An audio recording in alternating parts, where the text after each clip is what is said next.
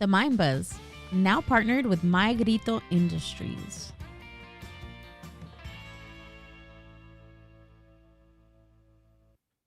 The Mind Buzz is powered by Mind Buzz Media.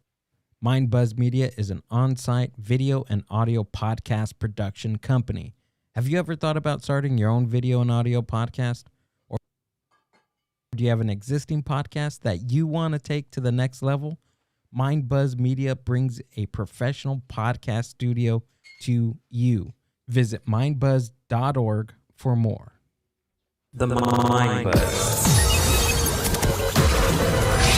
Podcast. Rick Bravo in the house, ladies and gentlemen.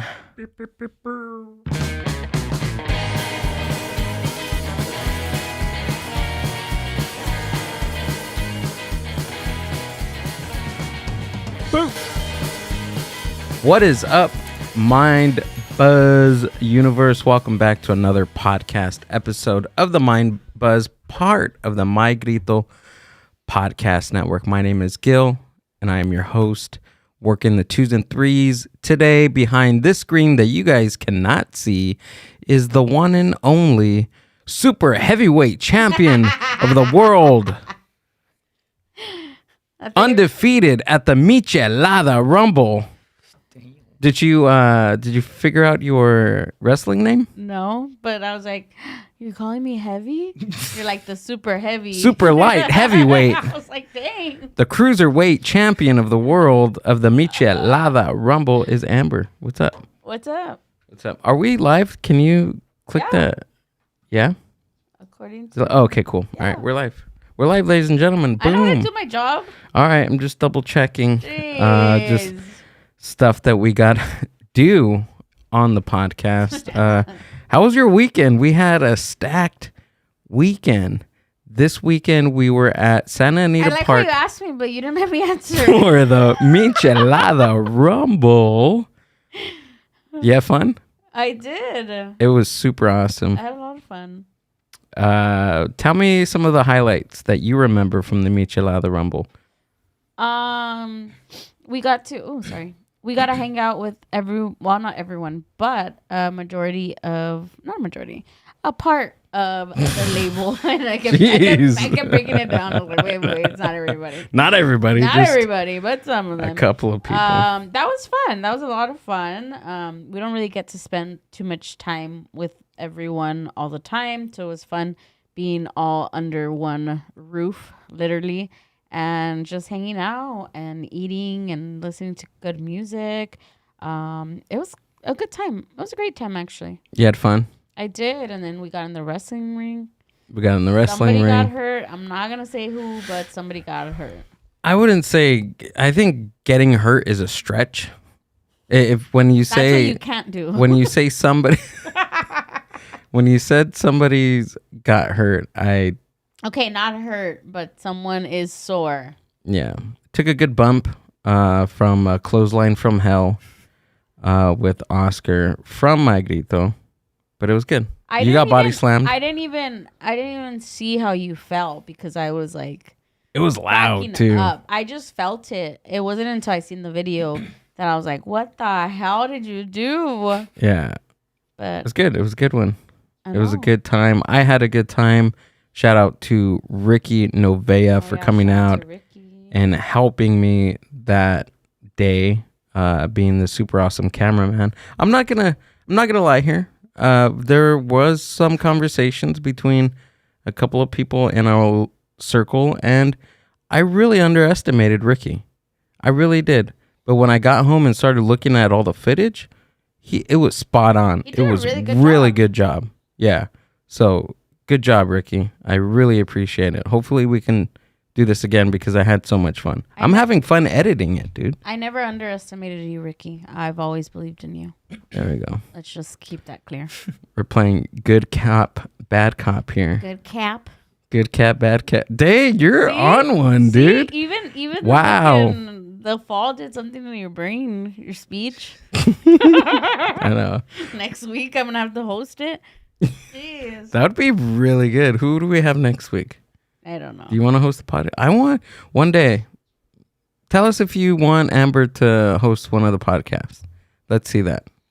I would work the board, and you would do this. I could already see you. Why? But I'm gonna put a camera right there, dude. I'm gonna get a camera. The producer is gonna have a camera for that day. All right. I'm good though. You're good? You did a good job. Yeah, it was very fun. So shout out to Super Steve Flores from the West Coast Pop Block Podcast, the creator of the Michelada Rumble, and then shout out to Oscar and Rob from My Grito. Chicano Shuffle was out there. Maria Sanchez was out there. Half of the Paranoias, half of Maria Sanchez's band was out there. It was a good time. Frank Blanco stopped by. It was a good day. Good day for interviews and good day to drink micheladas. I'm excited for everybody to take a look at what we created with the footage. So I'm excited. It was a really good weekend.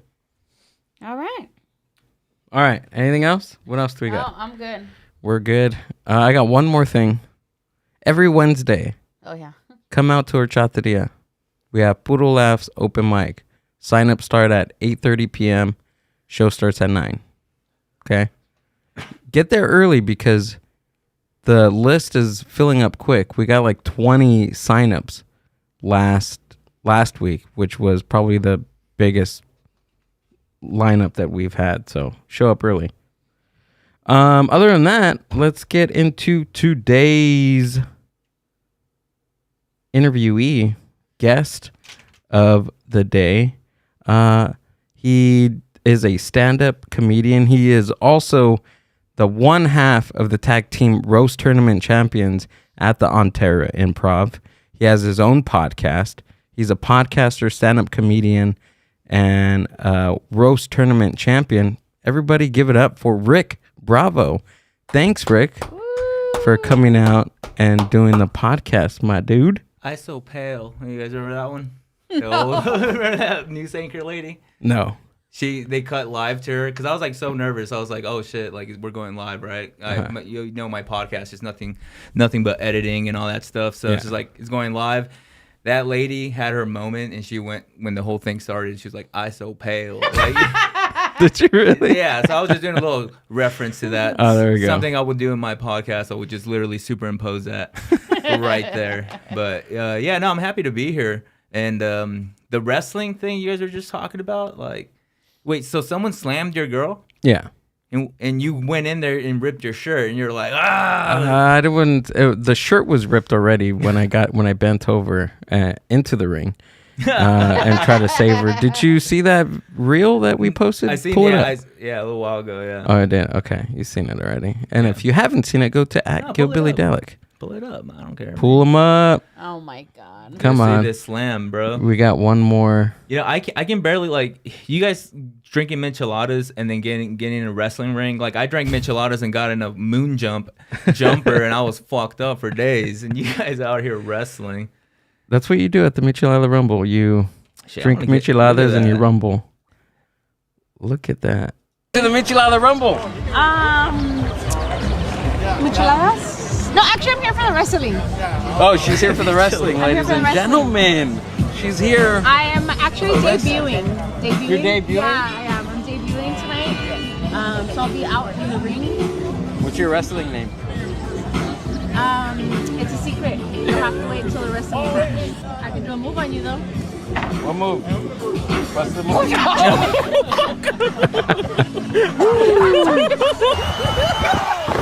Oh, my there it is. God. Oh, no. Oh, God.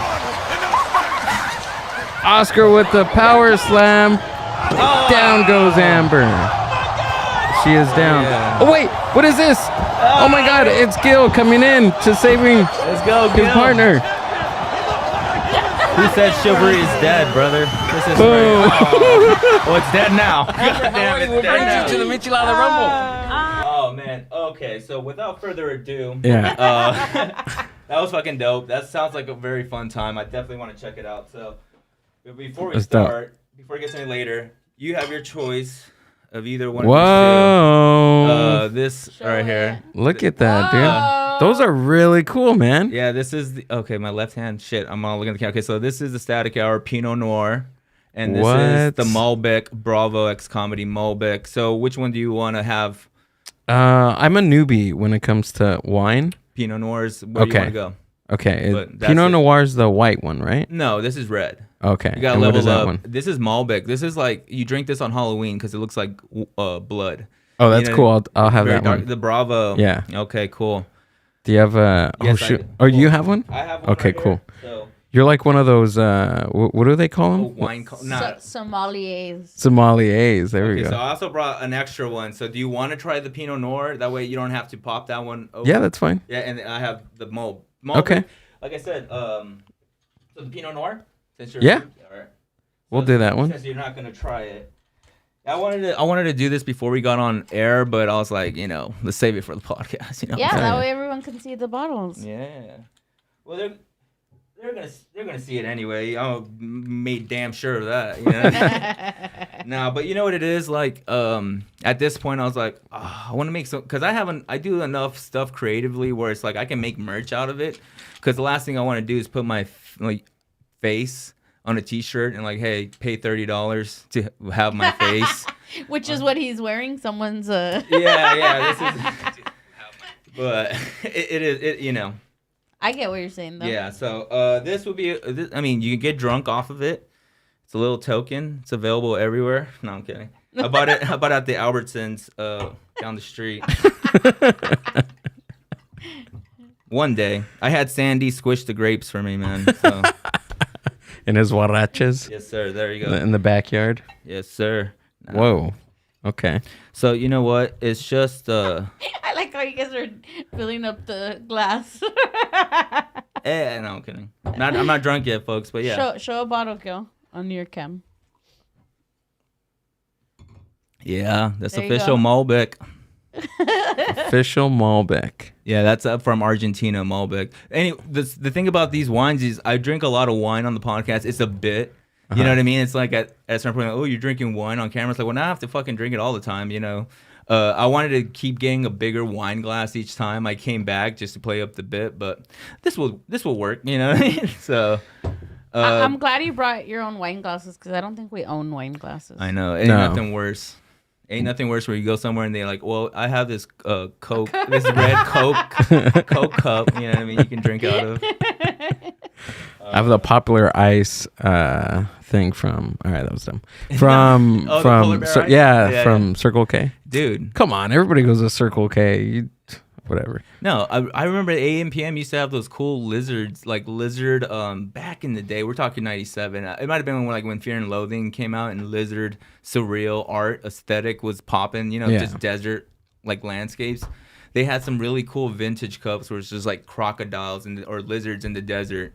Drinking and they have the mug in their hand. That was like a commercial? No, it was just a cup. It was a commercial too, but then they had a cup where it had that picture. Novelty cup. Yeah, like very Fear and Loathing. Like it's gonna be impossible to maybe put lizard art on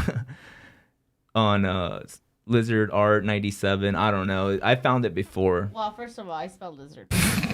Spelled it with an N. Oh, two Z's. There's two Z's. Is it two Z's? Lizard. No, I had it right. It was one. Yeah. I'm 100%. Mm-hmm. That looks weird. I like how we're showing how dumb we are live.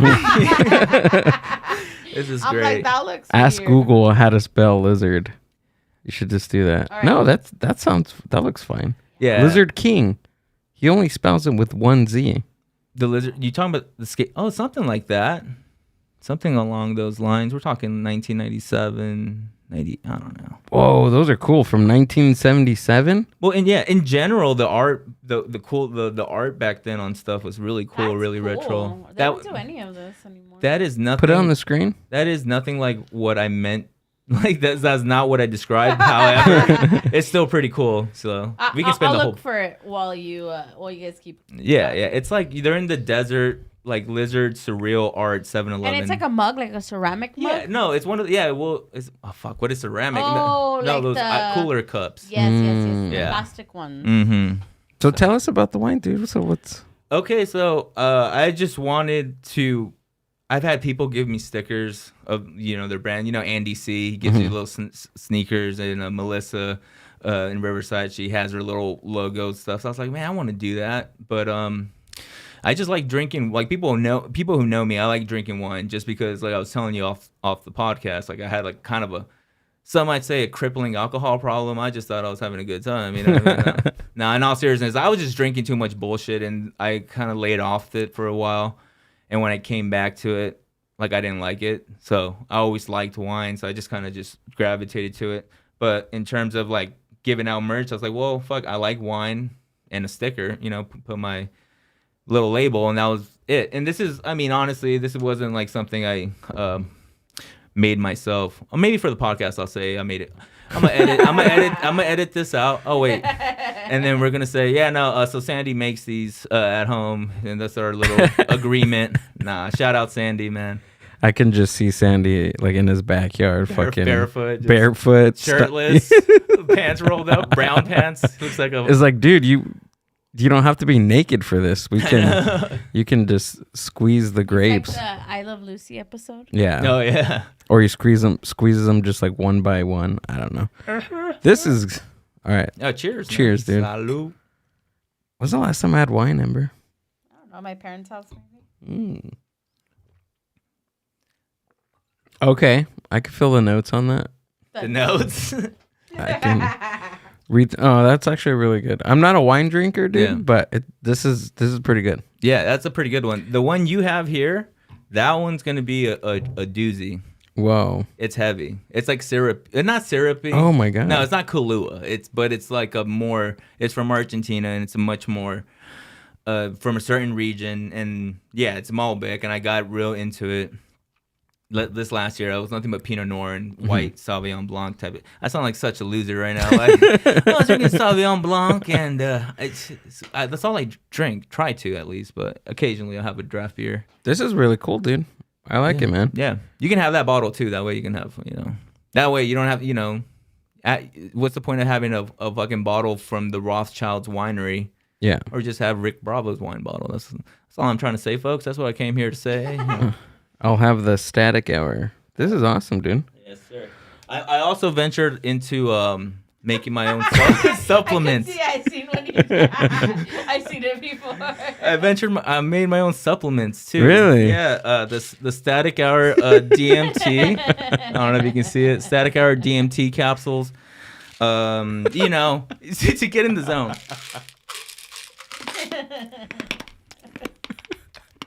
Give me a minute.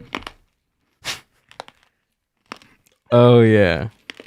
It's just orange Tic Tacs for now, but eventually, I'll get the real shit in. You're manifesting. I'm manifesting. No, that's cool, dude. Speaking of manifesting, I just want to talk about my enormous cock right now. It's so huge. I mean, I'm just putting it out there, bro. Johnny Gold says that our guest this evening loves to drink. Didn't I just talk about how I had a problem, Johnny?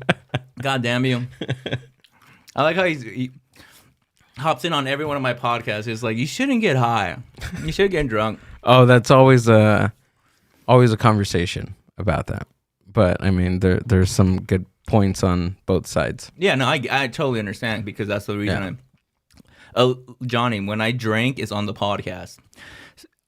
Luckily, I didn't drink before this podcast. That's why I popped it. You knew.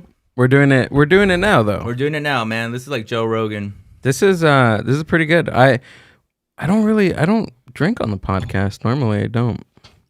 Well, but it's fun. I'm happy to be here, man. Yeah, dude. Happy to walk you into this journey of mine. It's fun, dude. So what's been going on, man? What do you got coming up? Well, I have the Mind Buzz podcast.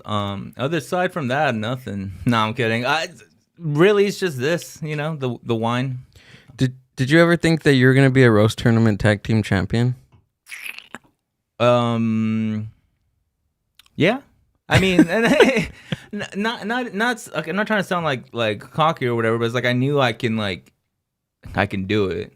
Yeah. From because I knew I originally signed up for like the regular roast. Well, while the tournament was still going on. So while C's was still like climbing the ladder and becoming, I was trying to sign on to that one, but it was around that time that Adrian Luna, shout out Adrian, he told me that he was starting a tag team tournament, and I was just like, dude, wherever, put me in the singles if possible. If not, put me in the tag team. So he's just kind of leaning towards tag team, and my original partner was James Jablonski. Shout out, James. And apparently like something happened and he had to drop out. I forget what it was. Dude, no, I'm just kidding. That story is so freaking wild. Why did Sandy didn't talk about it the last time? He talked about it off air, right, Amber? Yes. Oh yeah. Do you know that story? Yeah, I know that story because he was supposed to be my partner, and then he had to step out because... Tell us why. It's so weird how the world works. Oh yeah. That's a good point. Because of you and Sandy, and then James. Go ahead and tell. I'll let you tell it. You lived it. That's a good way to. Yeah, thank you for noticing that, because I was actually thinking about it the other day, where if my original partner was James, because me and James vibed comedically, and we were happy to do it, but then something happened, he had to drop out. At the same time, Sandy was trying to jump in and through. Okay, so what happened to James was he got in a horrible freak accident, and his legs were like crushed, and like his girlfriend told my girlfriend that she saw it happen, and it was like it's a horrifying thing, and and it sucks, and everybody was so worried, like damn, that's the homie, and but through that I was able to work with Sandy, but through that happening, fucking James Jablonski's out in LA doing the damn thing, working with you guys, having his podcast here. I mean, it's just one of those things where things just kind of happen. I mean, by all means, it wasn't the best circumstances, and by no means I'm saying that's why, but it is kind of how me and Sandy teamed up. And yeah, so me and Sandy ever... I mean, it was one of those things. You see Sandy at the open mics, and how can you not love him? Yeah. He's just so fucking hilarious and just naturally funny. And he's seen me do good, you know what I mean? So it wasn't like he just teamed, like he reached out and he's like, let's do it. I'm like, I'm fucking down. Like, let's see how this tag team thing works between us. Cause I was like, when I was going to do it with James, I was like, I know how we're going to do it. Like James is kind of a loose, wild guy. And I was like, I know how to, like, I can gel with that. With Sandy, I didn't really know, but I knew his comedy, and just working together and just doing the damn thing together. Like I wouldn't think I'll be a tag team champion with Sandy. I didn't think he fucked with me like that. And I didn't really, we didn't know each other. Well, we did, like I said, but it was just the most unlikely duo teaming up and just working. Now he's like a brother to me. So, I mean, yeah, man, very checks and balances. Yeah, dude. I think Sandy was telling me something that he was going to do James Jablonski. I fuck up his name every time. Jablonski's podcast that day, and he didn't end up doing the podcast. So James invited somebody else to do the podcast, and that was the guy that he was in the accident with.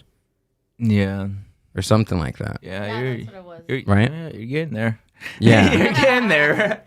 Yeah. I mean, it's just a horrible thing for all parties involved, but James is back on his feet, literally. So it's just like it could have been so much worse, and so I'm grateful that he's still out here and bringing out his charm, because he was supposed to do the roast, and I don't know, when I think it was the first time we went to go do the roast, and he was on it, and we, at least the people in the scene that were there, to like me, Sandy C's, we all felt like, damn. He was supposed to go up against Nicholas Johnson. Like that would have been a fucking amazing. I would have loved to see that. That would be a good match. Get that redemption, James. Let's go. I know you're out in LA and you lost the chaos to Maddie Mays, but get your ass back in there, buddy. Dude, I did not know that James was he was a former Infinity champion. Infinite Chaos champion. That was so cool to see. Yeah. Yeah. He was mentioning something, and I was scoping out his page one day, and I seen that. I was like, dude, like, this is awesome. Why didn't you talk about this? Well, I haven't, it was really cool. It was a cool moment in time when we all four of us had the belt. You know what I mean? So, how long ago was this? When he had the belt? Yeah. Like 2 years ago? No, not even. It was like probably this past year. Really? Yeah, he just lost it to this past year. What the hell? He had it. He held it for he defended it maybe twice. Oh, that makes sense because it's been about a year since since he was in the accident. Mm-hmm. Yeah. But yeah, no. But dude, he fucking recovered. The human body is so crazy because he had this horrible accident, right? Mm-hmm. But he had to relearn how to walk. Imagine being over 20 years old and trying to relearn to walk. That's crazy. That takes a lot of determination, a lot of willpower to do that. Dude, if that would happen to me, man, I would just pull the plug. Like, it's like, sir, that goes to nothing. No, I don't give a shit. You just in charge of your iPhone. No, I'm sorry, dude. I walked for 33 years of my life. I don't need to. If I go now, I'm Jesus age. You know what I mean? Go out like a legend. Exactly. I don't know how. Like, good thing this guy's in good shape. Yeah. Good thing he's not, overweight. Like he seemed pretty healthy at the time. Imagine somebody like in my state. Like if I would break my leg, Amber, that's it. I'm done. Put a fork in me. Like don't revive me. Do not resuscitate. Do not fix my leg. She's like, okay? No problem. I did. You did ask me that yesterday. You're like, what do you do if like I just stopped walking or moving or anything? No. And I was like, I'd put you in a home. And he's like, no, but I mean I can still talk and I mean I can still move my hands. And I'm like, yeah, I'd still put you in a home. You're giving her those philosophical questions like, what would you still be with me if I was a worm? Yeah. Like you still. No. But he didn't like my answer, so he tried to make it a little more appealing. Literally, I'm not gonna say the little bump that I took in the ring. Like it, I fell a certain way. There's a reason why these guys are professionals. Yeah. Because they know how to fall a certain way. I didn't. I was like, okay, the mat is a little bit padded. It's gonna be fine. No, that thing was still pretty hard. Yeah, I'm feeling it. I'm feeling it like right here in my neck. Some of my shoulder, like my lower back, dude. I took one. I told you I was in that moon jump, dude. Yeah. It was that moon jump where it's like the big old like staircase. You walk up and you slide down. Mm-hmm. I slid down. My big ass, heavy ass. It wasn't meant for me. I kind of like sunk in and bounced off, and I just bounced all the way down. Dude, I was fucked up, man. I was like, Jesus Christ, like, what have I done? Oh yeah. No, but yeah, I don't know, man. I mean, honestly, if you were to get into an accident like that, then you just do the podcast full time. You just sit there. Just sit there. Amber can just feed you food through a straw and be like, all right, we're going live. This would just be my whole life right here. You're like, well, but we're going like I gotta use the restroom. We're going live, goddammit. You just go there now. Rick, sorry for the smell. Well, by that time, I'd probably have a catheter. Yeah. I'd do, I'd live it. Yeah, with this production, I wouldn't imagine you'll go off like you'll take your podcast so seriously, but not your health. You definitely get a catheter. No, that's exactly what's happening. Like at the moment, like right now, it's happening. You're peeing. Oh goddamn! I was like, don't tell me you got a catheter, and we're just fucking. Do you? No. Oh god, dude, you saw how I didn't want to react. I don't even know, man. That's the one thing about roast. My girlfriend tells me like you're not mean enough to do a roast. She's like, you're not. That's not you. Like you can't do it. It's like, but I can do it. I just don't like doing it. I'm like that guy from The Boys. You know what I mean? Where you ever seen The Boys? Mm-mm. Okay, well there's this guy who's just like he kind of kills people and he's kind of a bad guy, but he teams up with the boys. He doesn't really have superpowers. Long story short, he's just like kind of an assassin, but he doesn't like doing it. And he's just like, oh no, it hurts my soul. Like it feels like. If when I roast somebody, I don't want to hurt their feelings. I just want to kill them with wit. Yeah. And whereas Sandy comes in like with them jokes, like, God damn, okay. Like, all right. And how we work, it's like we both like, all right, let's meet in the middle. Because I remember one time he came up and he was like, I have this joke about so-and-so, and this is what we're going to say. I'm like, God damn. All right, if it's not off limits, all right. He was like, but I want you to say this part. I'm like, bro, don't. No, I'm not gonna. Sandy? Yeah, he was like, say it, and I'll say this part. Like, you're gonna make me say the most fucked up thing.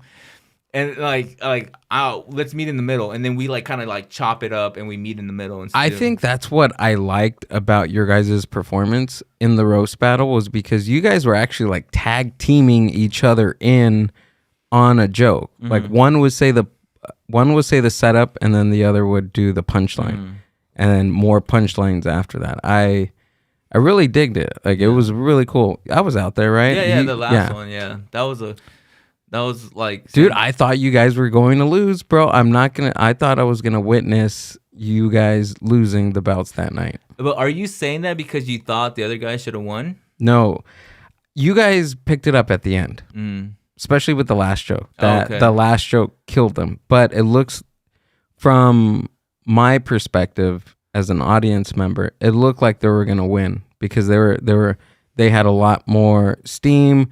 The jokes were hitting a little bit more with the audience. I don't know about the judges, but it looked like they were gonna take the win. Yeah, it is. But at the end of the day, that's why there's judges, because those judges came up to us. Like I was like, dude, nah, you guys should have got 1 or 2 votes. But then everyone's saying like, I don't know, the judges should have gave them more. I was like, wait, hold on, dude.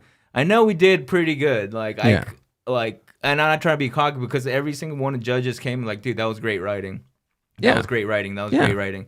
And at the end of the day, it's the judges. And if they were to left it up to the audience, which happened when we faced Nicholas Johnson and Andrew Vasquez, I think, they brought it to the judges. And that shit, I didn't know they had that many people out there. You know, I thought it was all our people. Hell no! Like that was scary. And the reason it's getting so close is because like me and Sandy, when we meet up, like. He has so many shows. He does so much comedy. Like he's getting booked. He's blowing up. And me, I'm kind of like sporadic. I have like my hand in different, I'm at home making the wine, turning the steam on. I got a lot of shit going on. So I mean, when we do have time to meet, we kind of procrastinate, and it gets stressful because we're in there like SNL writers. Like we got 3 hours. And it's drilling, and it's just one of those things like, no, Sandy, we can't do this, and Sandy's like, nah, you got to cut that down. And it's like, okay, and we just find, I'm not trying to give all the secrets away, but it's just really working together. Oh, and that last joke, I'll give credit. I had a joke. This is part of the writing process. Get a little insight for anyone that's trying to do the roast or whatever. I met up with Sandy, and it was C's. C's rolled up because he was going to roast Adrian. So we're there chilling. Which he fucking murdered. Oh my God, dude. Yeah. Oh my God. I thought I was watching a ghost when Adrian was on the podcast. Like, damn, I thought you died, dude. What the fuck happened? Got murdered. Oh my God. But speaking of which, yeah, we came there like we were at the Brookside, out in Riverside, and me and Sandy were writing. Cease pulls up, and I told him like. I had this joke where it was the final joke, which was the way I was trying to come up with it. It was Corey looks like he got molested by a producer, and Shotty looks like the producer that molested him.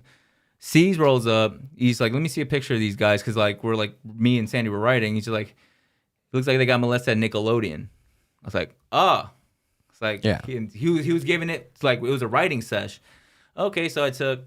Corey looks like he got molested by a producer at Nickelodeon. That little thing.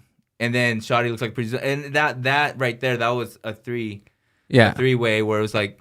It's funny on its own, but with the reference, it added gave it the extra thing. A huge layer because that was hot at the time. So thank Nickelodeon for that because you got your belts. Yeah, shout out Season Sandy, man. Shout out Dan Schneider for doing the Lord's work. That's why I said Season Sandy and Dan Schneider. Those 3 guys are in cahoots. Let me tell you something. What is that, the fucking Hunger Games right here? Them 3 are Illuminati, son. Left eye. The Illuminati. The Illuminati. Dude. Cat Williams special, you see that? No, I haven't seen it yet, dude. My man. Good? It's incredible. Like, it's incredible. I think it's old school. For some people, it might be like, oh, it's a little too brash and stuff. But, like, I grew up in the age where it was like Comedy Central Presents, Comic View. I was watching this shit as a kid. Like, Dave Attell, the crude comedians. And I went through, like, the O&A days and the Howard Stern. And I was able, like, it's not like these podcasts right now where it's like a TikTok influencer has a podcast and you listen to him. And it's just like them being, like kids nowadays. Well, the kind of shit I was listening to was like the commentary on Knocked Up or on Superbad. Have you ever listened to the commentary on Superbad? I haven't. Dude. Good? It's fucking great. Yeah, get a Superbad DVD if there still even exists. I know you guys were talking about on Sandy's episode. I don't know if you guys even own a DVD player. But if you get one, get the Superbad, put the commentary. You have Michael Cera, Seth Rogen, Jonah Hill. They're all in it. It's so fucking hilarious. But yeah, listening to that kind of shit, consuming content, and you got Cat Williams there. Just I feel it brings it back to an older time of comedy, but relevant because he's popping off. He's Johnny Gold popping off. You know what I'm saying? He's popping off. Johnny Gold out here looking like David Lynch and shit. Somebody said that he looked like Stephen King earlier. Yeah, that was on. I think Amber had it to Google that one, right? And you're like, oh, he kind of does look like Stephen King. Stephen King looks like a fucking Bernstein Bear and shit, you know. Stephen King looks like Johnny Gold. There you go. That's it. Johnny Gold's older. Sorry, Johnny. Nah, Johnny's a young man. He's very dehydrated though. Hey, Johnny. Am I drunk enough for you? No, I'm just kidding. It's just wine, dude. It's wine. I love you, Johnny. Johnny Goldstein, man. He's the shit, dude. Has anyone called him Goldstein yet? No, but Angie called him Mr. Gold. Mr. Gold. Mr. Gold, but I don't think I don't know. Do you like that, Johnny? I don't know. He's a great, cool guy, and I mention every time somebody mentions Johnny, I tell him what a great guy he is. Oh, he's in the chat. He's watching it. Yeah. What's up, Johnny? That's why I'm being nice right now, because he's introduced me to a lot of you guys, of all the comics out here in the Inland Empire, and it's awesome to get to meet you guys, to get you guys on the podcast, to go to your guys' shows. It's in my case, what shows? But yes, continue. Well, Sandy's show. Exactly. Yeah, I went to one of Sandy's shows right here in Ontario, and that's so cool too, because I grew up in Lynette. I'm from LA, but my adult years, I was out here in the IE. Yeah. So it's cool to. You're like the melding point. You know what I mean? For both I think worlds, so. Yeah, especially what we're doing right now with the live show, the open mic. There's comics that come out from El Monte. They go to Paramount. Goddamn. Yeah. Where's Paramount exactly? It's close to Downey, North Long Beach. Okay. Nice. Next to Downey, North Long Beach. What else? Cerritos. It's towards that way. It's Southeast LA. Bellflower. Oh, right on. Yeah, it's a good spot. And like you said, being the bridge between IE and Southeast LA, there's some cool things happening out there. Yeah. There's not that many, just like the IE, there's not that many comedy clubs out there. No. We just got the stand up in Bellflower, which is a good club. Yeah. That's true, but like sometimes, I don't know, the shows are sometimes some of the best, like the open mics out in the IE, like shout out the Buddy System. They do great work out there, man. Those guys are building a great scene. A lot of the like Sandy C's and some of the people, we're all making our bones out there, and they're you know Hector Lara? I do not. But have you heard of him? I've heard of him. Yeah. No, he's another fucking great guy too. Another killer. Like, and Johnny Gold, shout out, man. He IE legend. Like every time I talk to Johnny Gold, it's like, dude, it's a podcast. Because first off, the voice. Secondly, he has a face for radio. Third, he just can keep the conversation going. Where it's just like, damn, like I don't know if he wants to go or if I want to go. But I saw how long it can go, and I was like, all right, I gotta go. But he's the perfect guy to shoot the shit with and just ask him anything. He's given me a lot of advice. One of them was to stop drinking, and I was like, all right, Johnny. I'll think about it. I'll think about it. And Yeah. But then he sees every podcast I do, I'm fucking like drinking and getting messed up. So it's just like, but that's just the character of Rick Bravo, guys. It's just a static hour. It's just the show, So what exactly is a static hour? What, like the name or the theme? Your podcast. Talk about your podcast. The Static Hour is the podcast I do that I started. When did I start? It might have started last year. Oh, it's fairly new then. I feel like it's been but I came off like the homie Nicky P, who he had a podcast called Ego in the Morning. He had so many episodes. Like, dude, like I checked him out. I was like, it's really cool. And this other guy named Miguel Trujillo, he draws you as he does the podcast. Oh, that's dope. As he interviews you. Yeah. Shout out Pop Monster 88, I believe, Miguel Trujillo. Them two guys. I took Miguel's little setup, how it's portable, and I just inspired the push from Nicky P. Decided to just do audio, like just do audio only. I did a roast. I was able to meet Maxwell Farms, Fuck Taxes, Smoke Maxes. Shout out to him.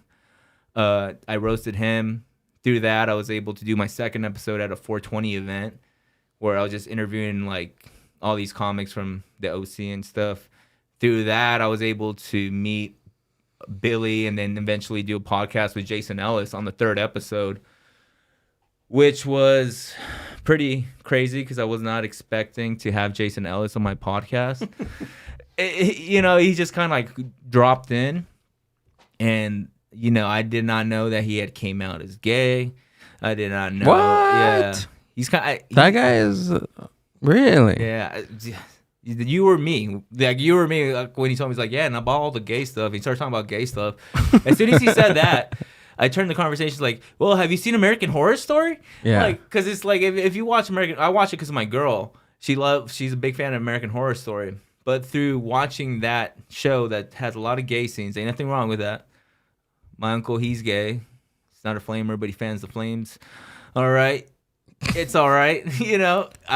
I was able to, like, that show was super gay, and I brought it up to Jason Ellis to just like, and it's fucking American Horror Story had Kim Kardashian on the last season. Wait, so you were talking to him about American Horror Story, about all the stuff in there, and then he was like, oh, and about the gay stuff. That's when I think he brought up something about being gay and stuff, and being bullying gay, and I was like, American Horror Story, where the fucking gift comes out with the dude, that guy looks spiral, like he can snap somebody in half, dude, or tear that ass up. Oh you know my what I mean? God. Fucking guy. Yeah. Talks about putting steroids in his dick. what? Yeah, inside. Yeah, How do you do that inside?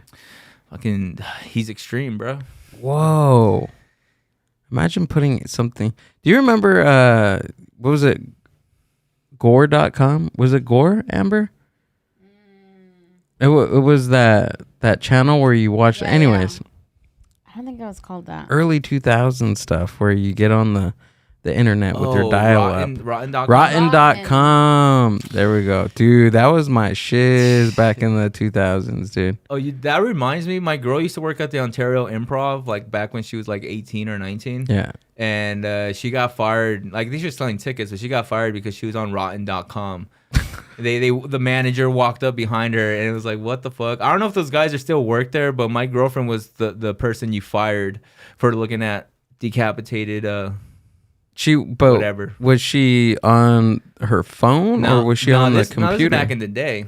Like, my girlfriend's like my age, a little bit older than me, but we're talking child of the 80s. You know what I mean? So how old are you, Rick? I'm 33. Oh, Jesus Christ age. You know what I'm saying? Hey, we're the same age, Hey, dude. look at us. Yeah. Who would have thought? 80s. We're You not. said child of the 80s? Yeah, you said 80s. No, kid. my girl is. Oh, slightly okay. older. I am. Yeah, Gotcha. I like my ladies like my wine, bro. Yeah, because we didn't have cell phone. Well, I didn't have a cell phone until I was 18, going on maybe 19. We're talking like 2000, maybe 2002 or something like that. So 2000. Yeah, I didn't have a phone. I had a I was phone. like, wait, we were 12. Okay, so she's quite a few years older than you. she's older than me. If she had a job in 2012. Yeah, she's older, man. She's a beautiful lady. I love her so much. That's great. I'm texting her right now that I'm repeating what she's telling me to say. I love her so very much. She's my bubble. No, I'm kidding. I just wanted to see the comments on YouTube, you know. Getting Johnny Gold. One comment. There we go. Like, why are you drinking? That's it. Well, we're drinking because this is the static hour. Yeah, I'll take a little bit. Hell yeah. Too bad we don't have any like cigars or something. Get this party really started. I know. We gotta have a Mind Buzz cigar. Thank you, sir. Yes, sir. Let me get that real quick. How was your weekend, dude? Was everything good? What happened this past weekend? Cinco de Mayo? Anything fun? Do you celebrate Cinco de Mayo? This is a long, old question of if you celebrate Cinco de Mayo. Dude, the way to celebrate Cinco de Mayo is to go to work as a true Mexican, and I was at work. But I don't really care about Cinco de Mayo like that, you know what I mean? I'm half Mexican. Like, my dad's, like, Colombian, Bolivian.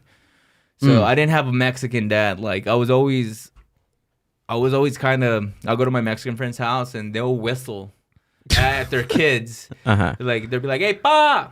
Yeah. If I would go A to my dad would be like, my name's not A. You know, he's very old school South American Catholic. Looked like he could have been in Narcos. Probably was. You know what I mean? So, like, you know, very 80s. I think Scarface. Amber, do real Mexicans celebrate Cinco de Mayo? No. I feel like only Europeans celebrate Cinco de Mayo. Is that true? And conquistadors. Yeah. People celebrate Cinco de Mayo if they're in Puebla, which is where it happened. Oh, so that's the only region that really. La Batalla de Puebla. I mean, I'm sure they like kind of like acknowledge it, but it's not like parties and tequila, and that's just Is that people so? here. Everyone says it's like an American thing. Yeah, you know what I mean. American Would you thing. say that Cinco de Mayo in Puebla is the same as celebrating 4th of July in America?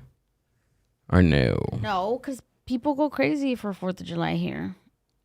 But they also go crazy for Cinco de Mayo. But Cinco de Mayo is not their culture. 4th of July it's America. They're celebrating their own. No, country. I'm saying just the focus on making it a big party. Is it the same in Puebla for? Oh no! Are you understanding my question? No, because you said here. You didn't say Puebla. Oh yeah. So I was like, No, Puebla. No. Well, No? I think it's just like the counterculture thing. Because when it comes to St. Patrick's Day, I get fucked up. I make corned beef and cabbage, but that's because my girlfriend's white and she's Irish. So I never had corned beef and cabbage until I met my girl, who made it. And I was like, dude, where are you? Oh, she made it? Yeah. Whoa. Yeah, she's Irish as shit. Until she did her ancestry DNA, and surprise, surprise, you're Mexican. No, I'm kidding. No, she's white. Nah. She wasn't as Irish as she thought. No, she's fucking Braveheart, dude. She is Braveheart. But I was like, dude, that's way better, dude. You know, you're fucking Scottish Rite, Freemasonry, and all that shit. You're like, you know, I think she's related to a president. I forget which one. Really? Like a U.S. president? Mm-hmm. What? Like a Truman or some shit like that. Truman? Her family feels like they come from something, you know. You ever seen like there's white people and then there's white people? There's two types of white people. There's white people and there's crackers. No. And she's like a Ritz cracker, dude. They're like very rich in their culture. Oh, that's good. Nah, but I like my girlfriend because she always like corrects me, like corrects my grammar. Like I always say, yeah, they went on tour. She's like, tour. I'm like, all right, you win this round. You know what I mean, you're in this round. But What do you think? I think that's just girlfriends overall. No. women, am I right, Gil? No, I'm gonna counter. No, I'm just saying because when I say pictures, Yeah, you like let's take a picture. You're right there telling Rick, me. do you speak it's Spanish? Picture. Claro que sí, hablo español. Hola, mi gente de Okay, aquí. there. Here's my thing. Bring it on. I don't think it's girlfriends, Rick. I think it's our native tongue. Because Gil, I didn't know I had an accent until he came along and he's like, "Oh, your accent." I'm like, It's not a crazy accent. It's a. But there's a lot of words that I pronounce different because of like Gil doesn't speak Spanish. He's Mexican, but he doesn't speak Spanish. ¿Qué traes, güey? ¿Por qué no hablas español? Half of learning Spanish is going, no. Grunting. I know. So I don't think it's I don't think you have like bad grammar. It's just probably the pronunciation of certain words, and it's not your fault. It's your tongue's fault. So it's my girlfriend's fault for trying to change me. Hey, Yeah. don't change what you love about me, baby. Take me as I am. And I want some pizza. No, She's trying to Pizza, erase yeah, your pizza. culture. pizza. You say pizza or pizza? No, I say pizza. Pepsi. Pizza.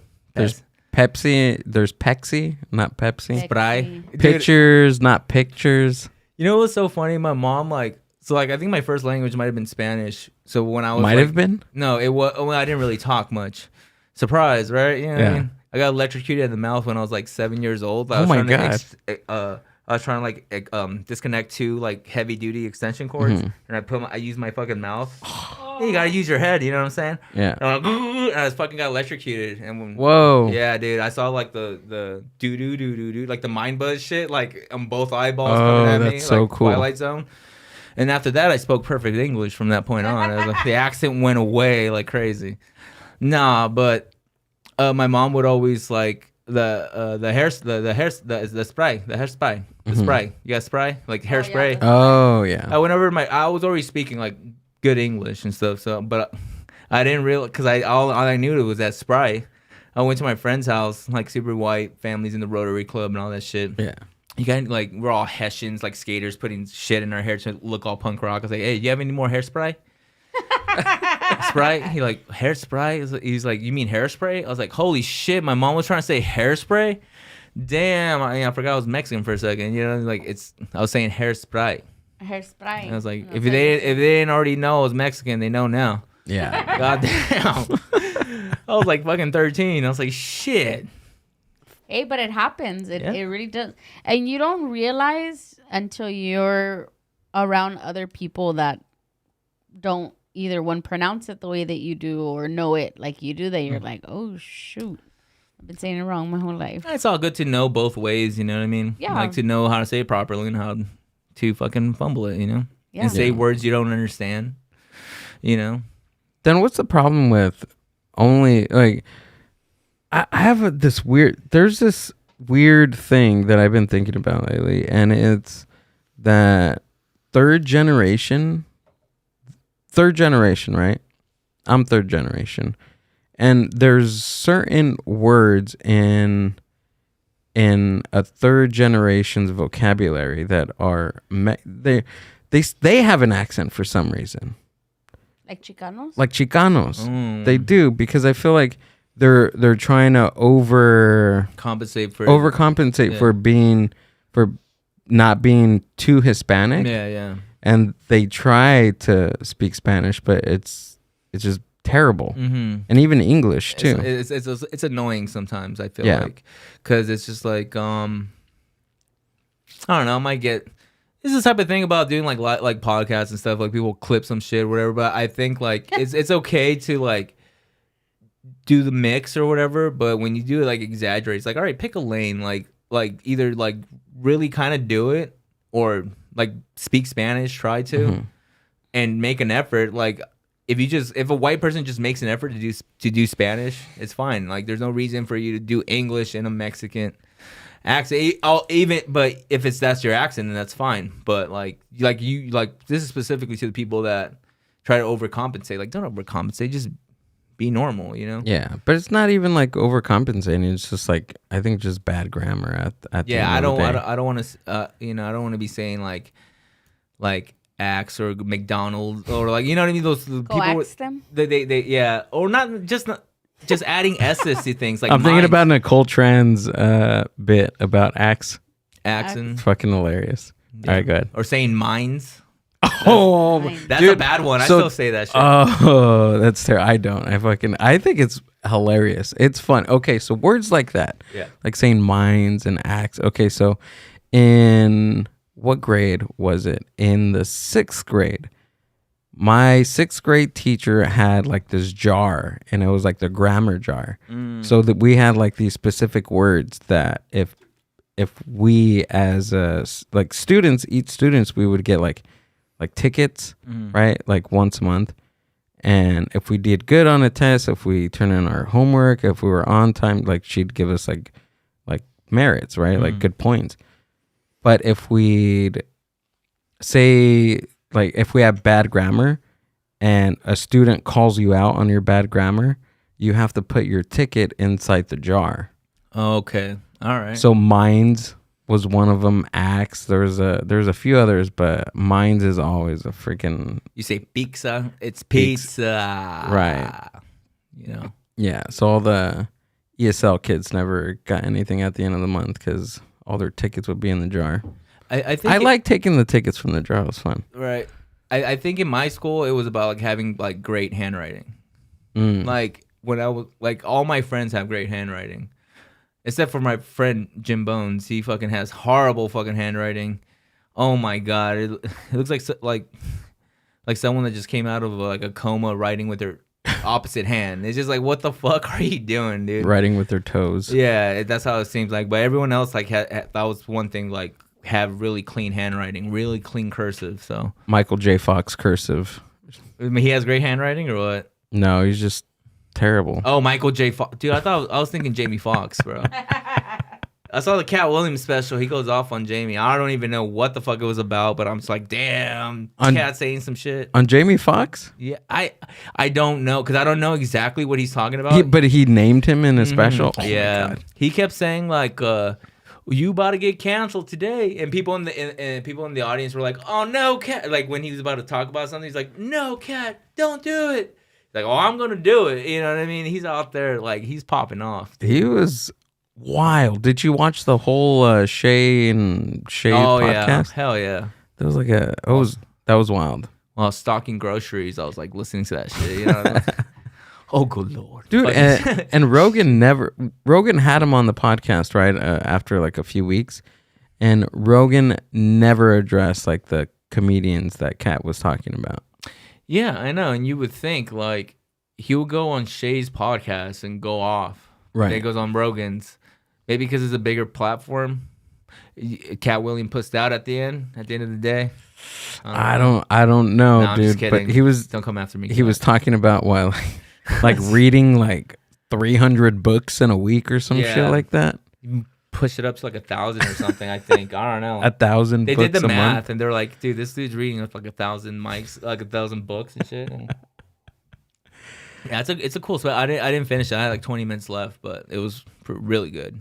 Yeah, I was just there for all the clips and stuff. I think thank God TikTok is being freaking demolished by the U.S. government because I think TikTok is freaking just ruining our attention span. You have no idea, dude. It's pretty bad. That's why I never even bothered getting on it. Like, you never got on TikTok? No. Like to do content and do my comedy, no. I mean, there's people that do it, but like now who's laughing? You know what I mean? Like I hope they don't lose their shit and they continue the following or whatever. Yeah. But I mean, you can get everything on fucking Instagram, honestly. But right. The reason I want TikTok to go down specifically is because I did one roast battle or like a tournament or a show. A roast tournament is the one at Ontario Improv, but I did a roast outside of it with like Lowe's Digits and stuff at the Ha Ha Comedy Club. Oh my God. Did you see that clip of Jam in the Van?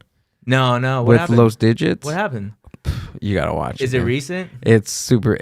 The last time I seen it was like it went up 2 days ago. Oh, okay. No. It's pretty wild. You should watch it. Okay, but what were you saying? No, well, I did one of his roasts, and I went up against a TikTok star who was doing stand-up comedy, and I had already won the belt with Sandy. I think I defended it like twice at that point with him, and I was like, all right, let me sign up for this other roast battle or whatever.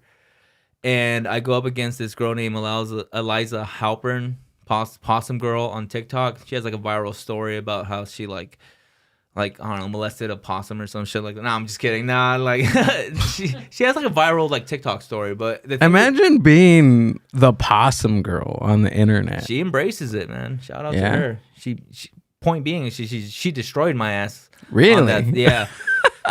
We're all talking shit, but she's a fucking killer. Well, here's the thing, like I went in there with kind of like in the ego check from the get, because I was like, okay, I won 2 tournaments at this point. Right. Whatever, it's all good.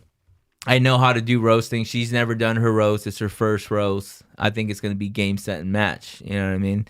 And I went up there. They're like, and this guy's a roast. What are you, a champion or something? I'm like, yeah, I'm a roast tournament. And I got the mic. I'm a roast tournament tag team champion at the Ontario Improv.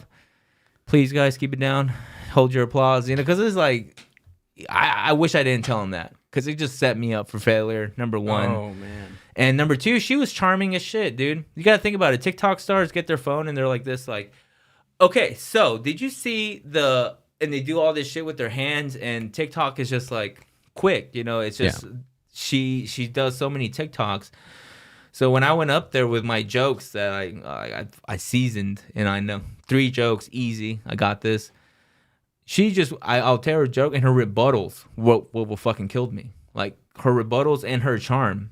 And the fact that she was able to act quick on her thing. The crowd just, like, embraced her. Oh, my God. And my jokes were good, but, like, obviously, like, they left it up to the crowd, and the crowd went for her. There was holes in there. There was holes in your jokes that she was able to pick apart. Yeah, well, she was quick with it. Yeah. You know what I mean? She was quick. Oh, my God. She was quick. Yeah. Like, she was very quick, and, like, the rebuttals, I was like, well, fuck, I wish I didn't go first. You know what I mean? Like, but at the end of the day, they left it to the crowd charm, and that's what kind of made me realize, like, well, winning a belt or whatever at the Ontario Improv is not the same as doing a roast somewhere else, because you have different demographics, different people, and it's just like, I'm pretty sure, I think C's and Sandy, they ventured out on breaking news. I hope they don't want this out there, but they went out and did single battles, and I don't think they won, like, but I mean, it comes down to the scene. It comes down to the scene, the audience, how are you coming in? And maybe I seen the mean jokes not work. When I went there, I was like, someone did like a really mean joke about someone else, and the audience was like, oh, like pushed back. And I was like, shit. Like, well, my shits are pretty mean, but she said I can be mean, but does that mean I should pursue the meanness because she said it's okay? They were more cheering for the cleverness, the wittiness, that the showman type of. She was just good on her feet, quick on her toes, man. And well, it's funny too. It's like when I had just pulled up to the Ha Ha Comedy Club, I had parked, and she had like backed up into me. Like, she was parking behind me and immediately backs up into me. And so she comes out. She's like, I'm sorry. I'm like, oh shit, I'm roasting you. She's like, oh my God. Okay, my girlfriend got out of the car. She was like, what the fuck? Who the fuck? Or did you not see where you're going? And she sees her come out. My girlfriend, she's white. Whenever I need my money refunded, I send my girlfriend to go be a Karen, dude. Whenever you need to talk to a manager, she's always got you. She gets that shit done. But as soon as she saw who it was, she's like, oh, you're the... And then it was all good. There was no damage or anything, but I made her. It's like, all right, do the podcast after. Nothing's going to happen. Just do the podcast after. And we did it afterwards, and it was a good time. It was that's how I do my podcast. It's just like on the spur of the moment type of thing. Oh, that's cool. Yeah, because at the end of the day, I'll like, all right, meet me in my house 2 weeks. Anything can happen. Like, today was a reschedule. You know what I mean? So it's like anything. Which, by the way, thanks for working with me on that. Appreciate it. Yeah, no problem, man. Yeah. It was a good time. Yeah, I have a lot of, there's not only this podcast, I'm also booking other podcasts. So we're part of a network called the My Grito Podcast Network. They're a independent record label, but they also have a podcast network.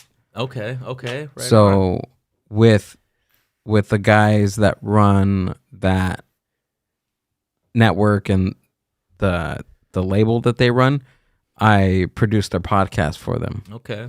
And we have people in the label.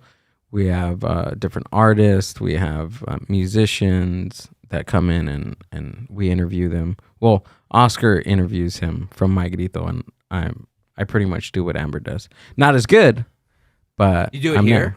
No, not here. I go to their location. Okay, that's dope, man. It's like a little operation right there, dude. Yeah, it's pretty fun. It's been going strong. We have about 8 or 9 episodes now.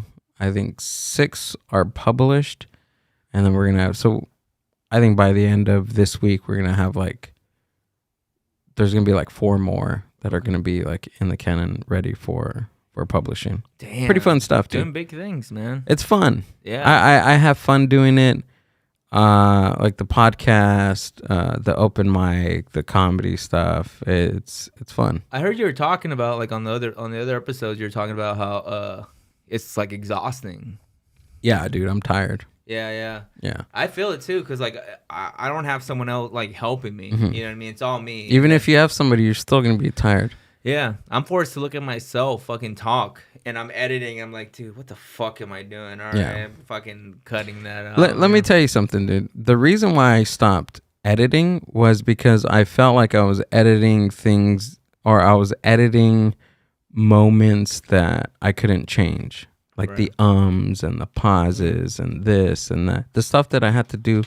You have to force yourself to. With myself. Yeah. So when I made the decision on not to edit any of that, it just made me a little bit sharper because I think about what I have to say, and knowing that I don't have to edit this or edit it as much, it makes me think about what I'm talking about, the ums, the things, and just all the other verbiage that I get wrong. You know, it's a good tool, you know.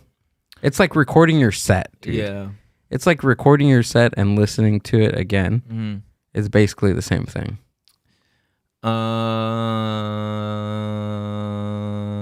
No, I'll just edit that whole thing out. No, that's a great exercise. That's why I have my girlfriend to correct my grammar sometimes. You know what I mean? You're out here trying to meet with some movers and shakers, and you're over here saying like, "Yo, so when's mine's next shot?" You know what I mean? I can't be doing that.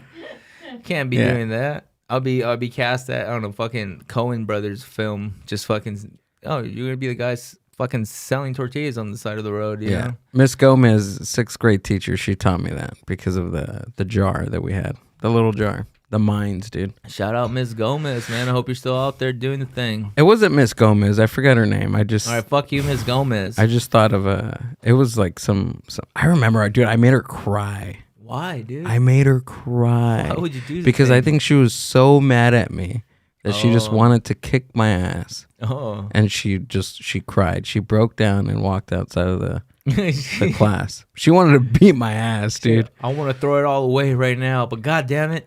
She was doing something. She was writing something on the board, and like, how's your divorce going? Like, you son of a bitch. You fucking tell your mom to say hi to Hitler for me in hell. Oh god damn. No, but she was doing something, dude. She was writing something on the board. Shit, yeah, and I called her out on it, and she just like looked at me, and her eyes were really red, and they got like real, like she was gonna cry, and I was just like, oh fuck, like that was her final straw, dude. You were her final straw. She looked at you and saw that haircut, and she was like, oh, okay, sorry, fucking. You're fucked up. Who, me? No, Gil. Yeah, what you mean? I was like, nah, sorry about that. It's a nice ass haircut. I was like, dude, you got that mohawk. Oh no. I was like, I don't want. Don't mess with him, Mama. No. Yeah, that's ride or die right there. I know. No, I'm saying Amber, Gil. take care of him. Slam his ass for me, please. Don't break his table. No, I was a little shit, dude. Back in those years, I had a lot going on when I think about it now, about how kids react in their environment and at school. Mm-hmm. And you think like all the terrible kids in school were because there was a reason behind it, right? They weren't fitting in. They were having a tough time at home. Like I realize that now, like way older, I was like, fuck, this is why I was a little shit back then. Mm-hmm. Like I was just craving for attention. Right. I was just I wanted to feel something different other than being at home, and I was just being a little shit at school, dude. Damn. Yeah, it was wild. Little wild ass Gil. Yeah. They called you Silver Tooth Gil over here. Silver tooth activities. Making a ruckus. And this one time in 5th grade, the trouble continued. No, I think I mellowed Poor out. teachers, man. I mellowed out by up. 7th grade because that's when the pills came in. That's when I first got high, dude. Medication, baby. Yeah. That's when I first got high. I was like, whoa, this is cool. I think I'm going to chill out. Yeah. Listen to some rock and roll. Put some Black Sabbath on, dude. You're being Led a bad Zeppelin. kid right now, Gil. That's like your opinion, man. You're all doing Big Lebowski and shit. Not to like pervert this conversation, but to pervert this conversation. Let's go. Because I was thinking about teachers, and recently, you know, there's always like cases of teachers like dating their students or having a relationship and things like that. Yeah. And I feel like before it was more like continue, like men, you know, dating like the younger students in high school. It's all women. Hold on. It's all women. You tell her, Gil. No, it's not all, but recently the one that I was like, it was a teacher, and she was like having a relationship, like full on relationship with her 5th grader. Ooh. Whoa. Yeah. So the mom found text messages from the teacher saying like, oh, I really like the kiss you gave me. So they were like, oh my God. They would like make out. Like she was telling him like, you're the love of my life. Like, damn. Yeah. My And the boy mom out here found out. risen. 5th grade Riz over here. How old are you in 5th grade? Like 11? Yeah, like 10, 10? 11, yeah. 10, 11 years old. Shit, what I would have given to be 10 years old talking to this shit. And she's married. Pull a picture up, Amber, please. Let's see. Let's go. Oh shit! All right, I want to see them. That's the beauty of having someone behind. They the don't camera. show the kid, obviously. Oh, don't waste your time then. No, I'm kidding. I want to see this teacher. Jay's gonna look up the kid later. We're keeping going with the P jokes. Hey, fucking P Diddy over here. Nah, I don't think that's part of the allegations. No, not yet. I think that's why she was so mad at me, because she was like, she wasn't mad. She was just like anxious. She was like, I just want to kiss this guy. I just want to hug you. It was a sexual tension, dude. Cut with a butter knife, brother. She saw that haircut. She was like, let's go, baby. Let's fucking go, Gil. She's 24. Oh. Let's see this. Let's hear. Rivercrest Elementary. Let's go that full screen. Wow. Engaged? Ah! And Okay, she was she's engaged, she's too. aight. Dude, imagine getting fucking cucked by a 5th grader. God damn, bro. You should have played Uno with her, bro. She wouldn't have left you, dude. She's out here finger painting with this dude. When she said she wanted to finger paint with you, you laughed in her face. Now look at you. Now who's laughing? A fucking 5th grader on TikTok just fucking doing a dance on your cucked ass. God damn. God. If my girl ever leaves me for a 5th grader, Dude, I'm gonna have a good talking to her. Be like, how can you do this? how like mentally what she's doing to her fiance. Good thing they didn't get married. That motherfucker's like that Jared. No, what's his name? The Hulk from Poor Things. Mark Ruffalo and Poor Things. You ever seen that one? No, it's a movie? Yeah, it's a movie with like yeah, that's her name. What's her name? Anna. The one that came out in Superbad. Yeah, the redhead. God damn. We have a computer right here. I that we know, can but I want pull to up use my things. brain. Just Poor Things. But anyway, the character, like Mark Ruffalo's character in Poor Things, he just gets cucked by her because she's like, they put the brain of. It's a weird ass movie. Long story short, she's learning about life, like a woman learning about life, and she's gonna get married to some dude. I don't want to spoil the movie. Long story short, don't spoil no, it all it's the way. good. Why, you want to watch it? Can we watch it No, later? if you guys want like Cinemax After Dark. Emma Stone. New. Emma Stone, yeah. That just came out. It's a good movie. Oh. It's very David Lynchian. I love David Lynch, but it's a very weird, surreal movie. But long story short, Mark Ruffalo gets like cucked by her in the movie. That's not even a spoiler. It's part of her journey. Yeah, so I feel like that guy got cucked by a 5th grader is probably like, Stella! So why'd you do this to me?" what's cucked mean? Cucked means is like Oh fuck! I guess it means a lot of things in this day. Yeah, because I thought a cuck was an old guy that is into young girls. No, that's called a pedophile in the business, brother. In the That's called business? No, I'm kidding. Allegedly. Or no. I think Just trying to keep it kosher here. yeah. I'm thinking about a cuckold is a gentleman that lets other men like have sex with their wives. Isn't that a Yeah, that's the most like precise definition. But I think another thing is just like I feel like the other way it's used is if you have like someone just come and swoop your girl or some shit like that, like or like the side guy. I guess it can be used. I mean, it's not necessarily used like that, but it's the way you say it. You know what I mean? Just like this guy got cucked by a 5-year-old, or he got. There's a lot of definitions and layers to this. Yeah, I mean, in UFC they call everybody cucks nowadays. You know what I mean? I saw that UFC Bud Light, Bud Light. Was it a Bud Light or It's a Bud Light sign? Yeah, Bud Light sign in your restroom and said Yeah. UFC. It's like, did you get that from like a bar or something? I used to manage bars, and yeah, usually when they do like remodels, I was able to like pick whatever I wanted. Like, nice, dude. We were talking about the studio before and how Amber would let me do things. Mm-hmm. You should have seen it before she moved in. Like there was neons everywhere. There was tapestries everywhere. So you had like that glow in the dark mushroom cloud, like mushroom poster. Dude, it looked like a head shop in here. Like every room in my house looked like a head shop. It looked like Smokey's room in Friday, you know? Just fucking zigzag posters everywhere. Well, there's posters up right here. That's pretty cool. Kiss. Hell yeah, dude. Yeah, well, that's because it's in here. But you ever seen that movie Detroit Rock City? Oh my god, dude! I talk about this movie every time somebody brings up Kiss. When I see somebody wearing a Kiss T-shirt, I'm asking them, "Have you ever seen the movie?" And if they haven't, I fucking take that shirt off of them. Take it for myself. It's one of the greatest movies of all time. It's like it's around the same time when like That 70s Show came out. Mm-hmm. So it's along those lines where it's just like it's such a classic movie, and then you get to like hear some of Kiss' best music in that movie, and it's so funny. Edward Furlong and a bunch of other dudes that were in movies are in that. That's a fucking great movie. That's one of the first movies where I heard like rock and roll. Yeah. Like from that movie, I became a huge Kiss. After that movie, I watched it.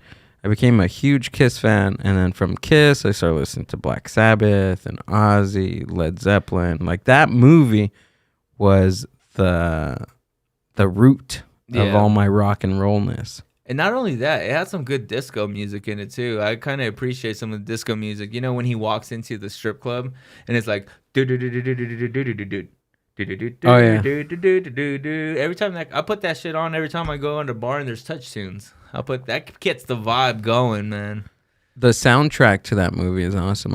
I pull it up on Spotify all the time. Yeah, Blue Oyster Cult's in that shit. Blue Oyster Godzilla, Cult, Journey, the Bay City, sailing away. the Bay City something. That's one of the things I wanted to do. Like, I had an idea of going to like a karaoke night and just picking the song Tequila and like let the whole shit play and just do my set. You know, and then when I get to the point of the punchline, I'm like, Tequila, and I continue with my set. You know what I mean? But I never attempted it, you know. Don't be taking my idea, guys. But if you do it, you know, fucking. What about just going to karaoke and just treating it like an open mic? I've done that. Yeah? Yeah. Goddamn bitch your ass, I did. What was the reaction to that? Did you play any music behind it? Oh, yeah. No. Yeah, it was music. Oh, you mean like doing between songs? No, going to... Oh, while the music's playing? Yeah. You said that. Well, yeah, you go to a karaoke... You go to a bar that's doing karaoke, and you tell them, oh, yeah, I want this song. But once the music hits, you just start your set. I never asked them for permission. I just went ahead and fucking... telemarketed my fucking stand-up to them, you know. It was like I did this Wednesday joke that I have, and you know, just a couple of their jokes while what is it, the intro, like not the mid breaking sequence, while there's like just music playing. I'll fucking like get a couple quick jokes in and go back into my You know what I mean? Like, what's new, pussycat? Whoa, whoa, whoa, whoa. Speaking of pussycats, I have 2 cats at home. That's why I do this comedy. That's why I'm making this wine.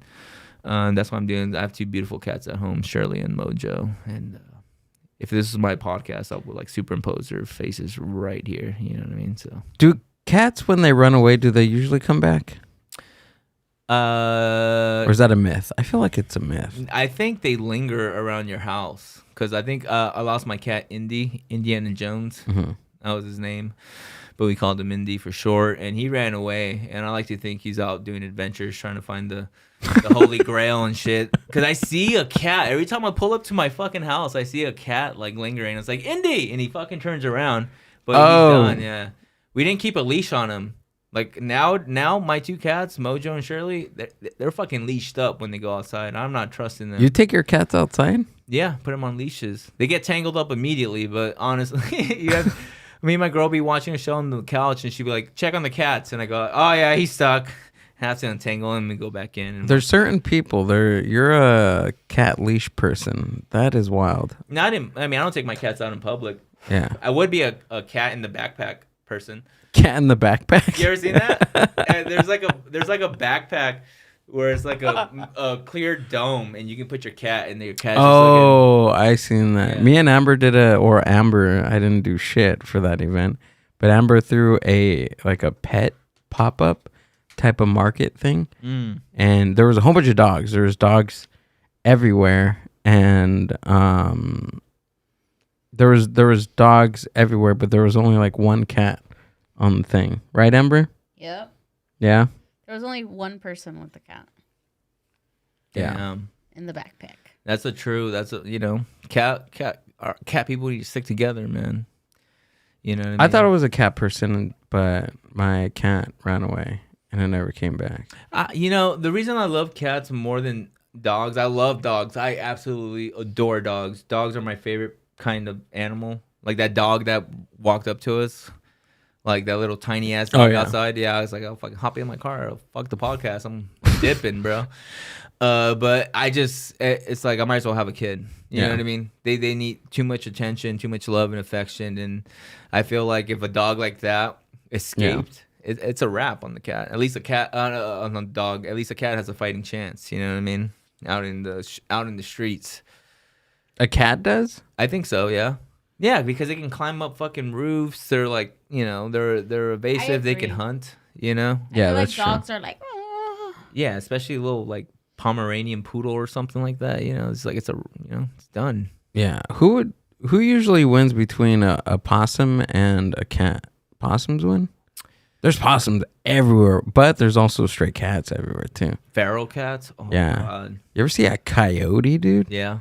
There's a whole bunch of coyotes around this area. Really? Yeah. We were at the theater parking lot eating Taco Bell after a show. And what time was it?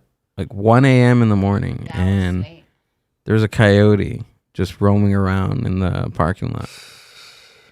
Fucking a coyote. And there was a girl that had it was like midnight. Or maybe it was 1. And there was a girl that had just got into her car. She was getting off her shift off of Buffalo Wild Wings. Oh, yeah. And like a little bit, like minutes before, she would have crossed paths with the coyote. Damn. Yeah, that coyote. Do coyotes mess with humans? That'd be messed up, right? I think if you don't fuck with them, they don't fuck with you type of deal. I don't think so. Because they're not dogs. They're wild animals. They're pieces of shit, man. When they eat your chickens. I live like a kind of country area. And there's fucking coyote ate my fucking hen. No more organic eggs for your dumbass. One time, when I used to live with my parents, my dad went out he went out in the morning to work, and he like called my mom right away, and he's like, something happened on the front yard, and we're like, what? And I think I was waking up too for work or something. Point is, we were all awake, and we went outside, and there was a cat, and the cat had been like mangled. Like pieces of the cat were all over our yard, like the tail, the head, the arm, everything. And we thought like, oh my God, somebody came and dumped freaking cat parts on our lawn, and then we thought like, oh my god, we're not brujeria. Yeah, we're not like superstitious, but somebody was like, it's brujeria, and then we seen on our neighbor's camera that it was a fucking coyote that attacked one of the street cats. You're like, Gil, turn off the shade, or is it the turn it off, man. It's a fucking coyote again. It's a goddamn coyote. What's everybody saying? What's up, guys? Hey, guys. I drank too much. Goddamn, John. When I had a house in Rancho Cucamonga, it was just a whole bunch of guys. It was a party house, right? And I remember, because I had a cat too back then. Mm-hmm. And one of the roommates was telling me, he was like, dude, I went outside the other day and I thought it was your cat, but there was a coyote outside and he had a cat right in its mouth. And it was like running away. Was it your cat? No, I don't think so. Ooh. I hope not. Oh, where's your cat? I don't know. It ran away. All right, you take the same mentality I do with my cat. When I see a cat, it's like, oh, that's Indy right there living. Yeah, but actually, the one that ran away from here, I seen him. Okay, I seen him. It was him. Yeah, it was 100% him. And then I seen him. I was like, Monty, hey, and he just like he looked at me and then walked away. He was just like, but he was a feral cat. I have a better life, right? Yeah, now, I think he was a feral cat. I'm actually getting fed out here. People are actually petting me and giving me attention. I was never home. Yeah, so. No, cats need fucking cat trees and shit. He was a feral cat, anyways. To begin with, it wasn't me when you were telling that story, Amber.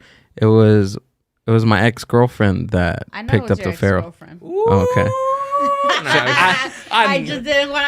Didn't want to say it. I know it was that bitch. There you go. I know it was that bitch that got you a cat. Let me remind you about my ex-girlfriend for a minute. Hell no, dude. I tell if I ever talk about my ex-girlfriend to my girlfriend, I'm like, yeah, so some dumb bitch. It makes her. It helps.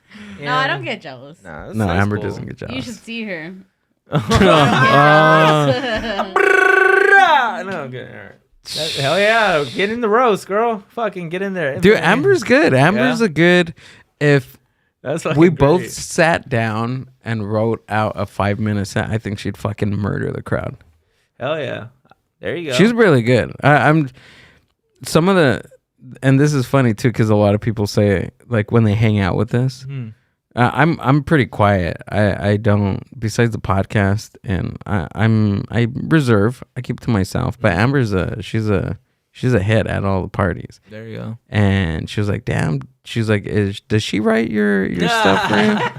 Is she the ghostwriter of the Gil that we know? The Drake of the podcasting community over here, you know. Now, my girl's very funny too. My girl's like, dude, she says some funny ass shit, and I always tell her like, do stand-up comedy. She's like, no. And there's a couple times where she's like, like, cause when she's at a family function, like she is the funniest. Oh yeah, out of her whole fucking family. That's like, Amber, dude. Yeah. See that, and if my girl went up on stage and does her thing, dude, she would do very good. But she already kind of like. I've been doing comedy since like 2019 and stuff, so I already been in it. So I dragged her along in the beginning to like a lot of shows and stuff, and you know, she's over it now.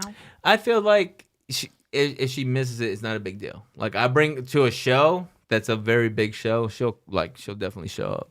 Yeah, right. That's me. But not open mics or anything like that. At a certain point, you got to cut that shit out, man, because it's like you're ruining her night. Granted, you can do the whole thing where it's like we'll go out to eat before. Then we'll go do the mic, and then we'll go see a movie. Or you can do some shit to, like, make it worthwhile. But, like, not everyone wants to go out every fucking night. You know what I mean? Yeah. And, but...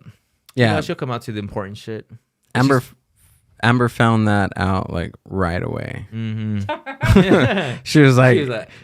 Well, no, I take that back. Because Amber goes to the mics that are new places that she would want to check out. Like, okay. When we went to, it's not an open mic, but when we went to that book show for Sandy in Ontario at the Strum Brewing. Right. I was taking pictures of it, and I was taking like some footage to show her. And she was like, oh, I would like to go there. So if it's a cool spot, yeah, she would want to go. Like if it's a coffee shop or anything like that, she would check it out. Yeah. Because at a certain point, like I'm doing the fucking Comedy Store, my girlfriend definitely gonna go. You know what I mean? So I think it's not that we don't, because like my mom sometimes, like when he does things over there, and then I stay at my parents' house so that I can spend time with them. And my mom's like, there you go. why don't you go with him? You need to support him. And I'm like, yeah.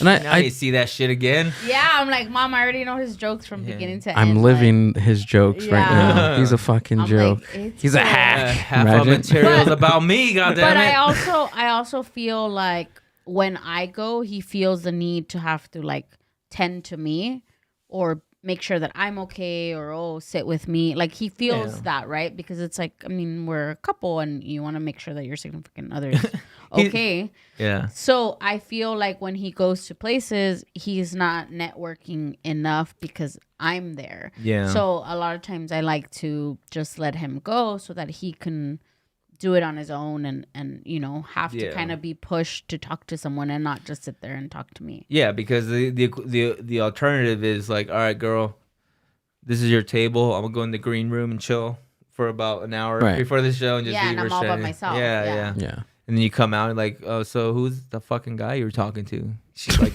the server. Like, oh, okay. And then you get all fucking. Nah, I'm just kidding. It's like, yeah, no, that's cool. She knows, and a lot of people that just start out comedy, I've seen a lot of people bring their girlfriends when they first start out, and they bring their family to an open mic. Hell no, bro. Hell no, don't do that, man. Bring them to your first big show, which I did, but yeah, you're. Oh god, I seen it just backfire on people. Really? It was What was the worst thing you've seen? I seen this dude walk off stage and his family just look at him like.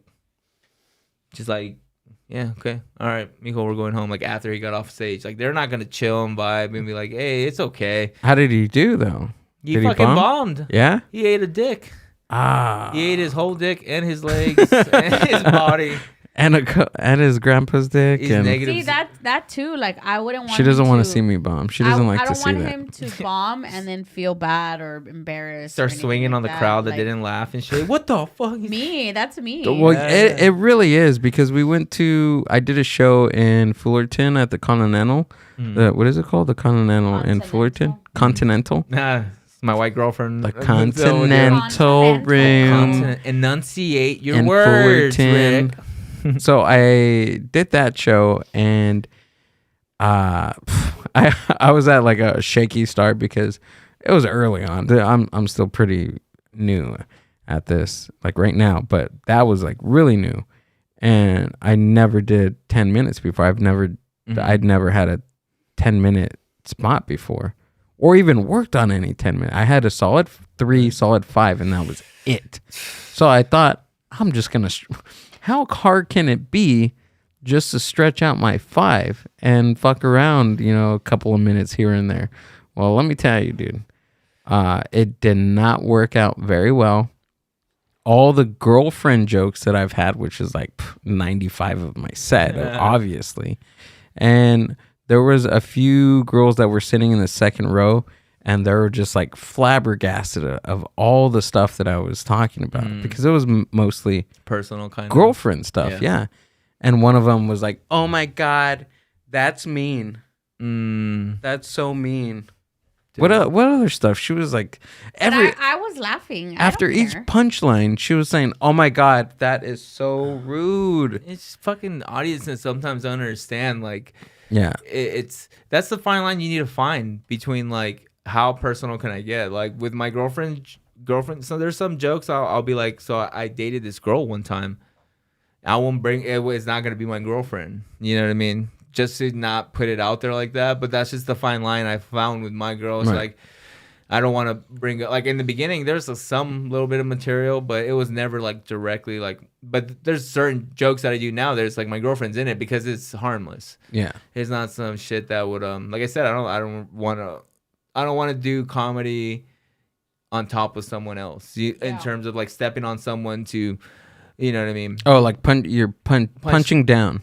Yeah, I've seen people go up there just like, so my people with Netflix specials, and then my wife goes, where's all this stuff? And he's just like, and then I'm like, oh my God, bitch. It's like, dude, like, okay, I guess your relationship is that fucking, I mean, I guess you made it, so you pay the bills and you can do that, but, you know, I'm trying to fucking live a happy life, you know what I mean? But I think at a certain point, and me and Amber talk about this all the time, is what is written, and even if there's a joke with that has her in it, I consult with her most of the time. Yeah. Most of the time I tell her, hey, this is what I got. Like, what do you think of it? Mm-hmm. And it's not necessarily like on the punchlines, but it's just how comfortable are you with me saying this on stage in front of strangers? Yeah. I think that's where it comes down That's a smart move. To have that type of respect. Yeah, yeah. And dude, all my girlfriend stuff really work. They work better than all the other shit that I talk about, dude. You got right about what you know. Because it's personal. Yeah. Yeah. But this girl at the Fullerton show, she was saying, she's like, oh my God, that's so mean, blah, blah, blah, blah, blah. And then the girl that was sitting next to her was telling her, dude, like, these are all jokes. Like, he's joking. Oh my God, yeah. He's a comedian. All that stuff. And I overheard it, and I was just like, yeah, lady, like, they're just jokes. And I asked her, like, you know where you are right now? And she was like, yeah. I was like, yeah, you're at a comedy show. Mm-hmm. So laugh, you know. Laugh or get the fuck out. Yeah, why didn't I want to tell her that? No, he should have, bro. No. At that point, I would have. Stretch out my 10. No, he did it. But, I mean, that's crazy when you have audiences like that. Like, I remember one time I was at a mic, and I said a joke about it involved Peacock, the streaming service, and it was just like I said. So yeah, and then so I finally downloaded Peacock, and I looked in a direction, and I was like, you know, doing my set, just feeling myself. And then afterwards, I heard that some dude got offended that I was like doing transphobic comedy because I said Peacock. And I was like, he went up to this other comedian and told her about it. And he was like, yeah, no, this fucking, like, some shit about, like, he looked at me and he said Peacock. And I guess the guy was, or the guy, girl, whatever, right. Whatever, I couldn't tell. You need to work harder. Like, I need to work harder on my comedy. You need to work harder on being what you want to be. Because first off, I had no idea. Like, he was just a person in the crowd. And then they were just a person in the crowd. And then long story short, I said Peacock. And then they said I said some shit. And I was like, what the fuck? I looked at my girlfriend. Did I say something? I looked at all the comedians. Did you hear my set? Like, yeah. Did I say anything? This was happening after. After. Yeah. Oh, okay. I heard that they said that. And I was like, what? And I was like, dude, and that's why you gotta give and take with like audiences. Like some person might think the shit you're saying is the worst thing ever, and then you'll get the comments or whatever the fuck, you know. But that's just one person out of how many people that were there? Yeah, the rest of everybody did not see what the fuck that person saw, and like, dude, that's on you, like, person. I have this new bit about looking like a lesbian, and I like how the camera cut to you. Fucking said that. I have this new bit about looking like a lesbian, ladies and gentlemen. And the first time that I tried it was at a pretty good room, and it worked. Mm-hmm. Like, it was my first time. I was like, I wrote it, right? Yeah. And I was like, I rewrote something that I was working on, right? And then it was good. Like, that was my opening bit, and I was looking off to the side. Clearly, he had they had a rainbow shirt on and all that good stuff. I was like, okay, you know. And he had his arms crossed, or they had their arms crossed the whole time during my set, and it was just, I was just weirdly hyper focused on that, right? Because it was the only person with their arms crossed. He was not vibing with me at all throughout the full 8 minutes or whatever. And when I got off the stage, that was the only person I was thinking about.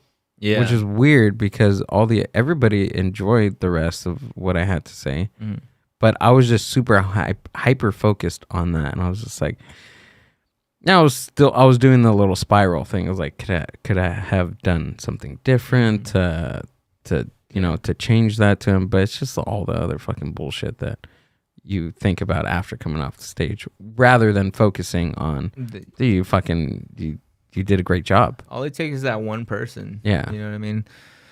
I mean, like that fucking meme right there, like the one that God, I have only one rule. Yeah. If that's a meme I made, right?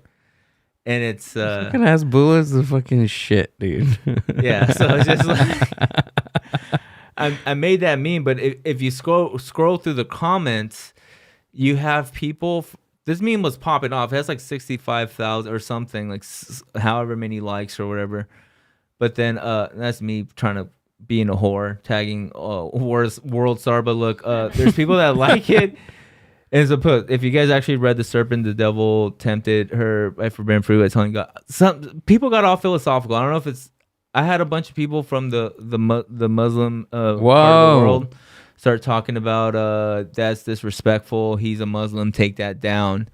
And I just had to be replying like God bless and all that stuff. You know, it's. Oh wait, that Hasbulla is a. Yeah, he's like from Russia and he's from Muslim, but people were offended. He's Muslim? Yeah. Oh. Yeah, so people got really offended with this one. Just because of that, because he's Muslim. One person got offended because of that. Another person was like, "This is not true. Take this down. You're making fun of God." And I'm like, and I put like I'm a Christian Catholic type of deal, you know, trying to fucking save face, but in the same time, but like, bro, like I believe in forgiveness. So whatever you're saying about me right now, I don't give a shit. I forgive you, brother. Yeah, or you can do the Bill Hicks bit and be like, well, forgive me then. Oh, there you go. Have you seen that one? Yeah. Bill Hicks. Where he talks about how he's doing a show in like some hick town or whatever. And he's saying, yeah, these two Christian guys came up to me and started pushing me. And they're like, hey, that joke that you did about God, we don't like it.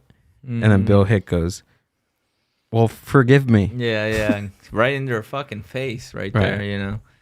But, you know, it felt like I was like, damn, I kind of tapped a nerve on that one.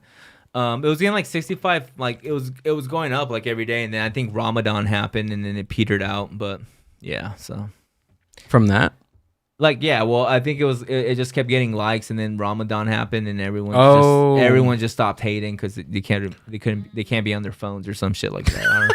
I don't know. With all due respect to my Muslim brotherhood.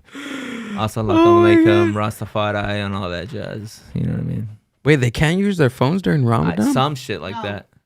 No? Right? Yeah. Whoa. They can't drink water. They can't eat. They can't. God damn. What do they do? Just gosh darn. Sorry, my.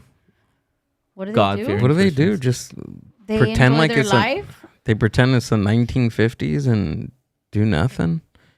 Yeah. That's terrible. No, they're cleansing their body because you're supposed to be cleansing like your body, your soul, and your mind. The mind buzz. So you can literally, there's only like a small window where you can engage in any of that. Yeah. All at the same time? It's at night, right? I think it's at night. Some shit like that. It's 5 to 5. Yeah. Then they drink like Coke all fucking night long or some shit like that. They're like, all right, guys, party time. Pop the Coke. I remember this girl in middle school that was Muslim, and she wore like one of those saris. Good job. Sari. Towel. Was it a sari or I'm just kidding, guys. A hijab? A hijab? I thought it was called a sari. Oh, I don't know. I mean, I know there's a sari, but I don't know what the difference is. All right, go. I'll look it up. Okay, so she was wearing one of those. That has nothing to do with it, but she was Muslim. She was Muslim, and we had to like not do certain things because of Ramadan. Like she wasn't like during like physical education during PE. She didn't run. Oh, because if she ran, then she would have to drink water and stuff. So she would just sit on the yeah, because it takes away their energy. Yeah, I was like, oh man, I wish I was Muslim. Fat kids everywhere are listening. They're right taking now. notes. They're like, oh shit! I could just say I'm Muslim and I don't have to run. But I didn't run too because we became friends because I faked that converted? I faked that I had asthma and I became Muslim. So I was practicing Ramadan and her and I became friends. I guess you can kind of pass as Muslim. I can. Yeah, maybe. Put a hijab or a sari on me, dude. And so a hijab is the one that goes just around the head, and you can wear it with like any of your clothes. And a sari is the one that conceals more of your body. So like when they wear like from head to toe, full like a gown type of thing. Have you seen the? Have you seen the clip with Key and Peele when they both. It's like they're in the Middle East. Oh no! And there's like women walking by, and they're like commenting on like their pieces of ankle. And shit. Really? Can you pull it up? It's the last thing. Yeah. I want to show Rick, and then we can. Yeah, we've been lost in the buzz, man. Lost in the static. Dude, I can talk to you for another 2 hours, but I know Amber would freaking throw something at me. No worries. I see Amber. She's about to body slam my ass. Sorry. Yeah. She's gonna take on both of us, dude. It's the Pinot Noir. I'm trying to keep it for the audience too. Oh, there you go. There's an audience. We don't all have a 2-hour what is it called? Attention span. Oh, okay. No, that's fine. No, that's why I blame TikTok. There you this go. is this full circle into TikTok. What do I write? Key and Peele just put Middle Eastern. You were thinking Keenan and Kel, weren't you? I don't know how to spell. She put Keenan and Peele. There it is, right there. Boom. Let's go. The top one, yeah. God damn! If the Muslim nation wasn't after me now, they're gonna be after me. Yeah, dude. They're like, there's like, because I've been to like Dubai. Yeah. And there's different degrees. Amber's been everywhere, dude. She's been everywhere, man. There's different degrees of like, of how they wear like the hijab and the sari. There's some people that you can't even see their eyes, so they wear like a full veil. The hands are covered, feet are covered, and then there's some that show hands. You can still see their face. It just depends on it's like Game of Thrones out there. Where they're at in their religion. But under all of that, if you check out, like especially in Dubai, if you see their shoes, you're talking about like thousands of dollars in shoes, like a $25,000 purse, like, and under like, because I was saying, I was like, wow, you know. What do they spend money on things? And they're like, heck yeah. Like under all of that, they're like fully clothed and like with Superman. Like makeup, and then they spend like thousands of dollars on their hair, but obviously they can only show that when they're at home. That's a beautiful thing, man. No. but beautiful culture, they man. Still, spend, because if I had to do that, I'd be like, no fucking makeup, no hair. I'd be all janky underneath, but they're not. So. And I know we're gonna get out of here and stuff, but real quick, because I've been going nuts because I'm a big fan of The Simpsons.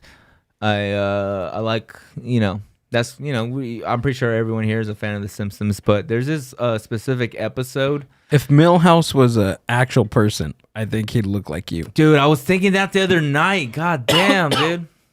I'd probably be like lesbian Bart or something. Yeah, I'd be Lisa. No, that'll be good. I'll be Lisa if she transitioned. Right. That would be me. Yeah, or just grow your hair back out and be Bart. Bleach it. Get the fucking bleach tips. But the point I brought up The Simpsons is because I don't know why it might be some sort of like every roast joke about me somehow says that I'm autistic or some shit like that, which is a natural thing. The other ones like pedophile glasses, like easy jokes. That's a whole nother point. That's a whole nother fucking hour right there. But easy jokes, right? Don't come with that shit because it's been done.